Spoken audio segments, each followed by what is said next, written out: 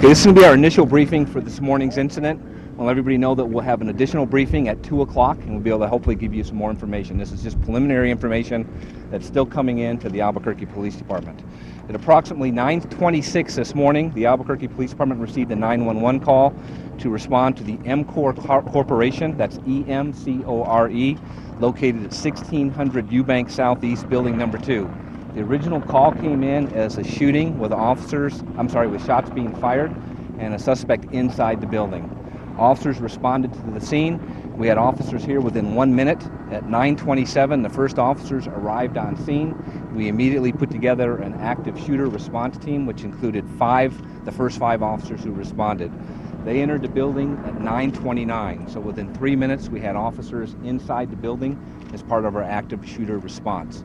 Inside the building, they did find multiple persons suffering from injuries, from gunshot wounds, and we began an active shooter response. Since the original incident, we have secured the entire building, and we're in a process now of doing a secondary search, searching every part of the building. What we've been able to find, at this point in time, 6 people have been removed from within the facility. They've been transported to the University Hospital as part of a mass casualty response. Of the 6 people who've been transported to University Hospital, 2 have since died as a result of their gunshot wounds.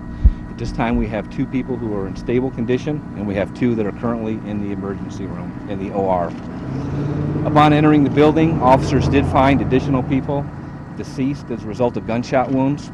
It appears at this point in time we have 3 additional victims who are deceased inside, and we found a 4th person inside deceased of appears to be a self-inflicted gunshot wound. We believe that 4th person deceased inside is our shooter in this particular case. At this point in time, a preliminary investigation, and this is only preliminary, we believe that the shooter is the spouse of an employee. We believe that this is a domestic violence workplace incident. The person who's deceased, the spouse of one of our victims, is also a former employee of the business. So we are classifying this as a domestic violence workplace situation. Because of the multiple reports and people running from the building, we received reports that there may be a second gunman. We do not believe that there is a second gunman. We believe this is a single individual. However, just to be safe, we have locked down the entire part of the city.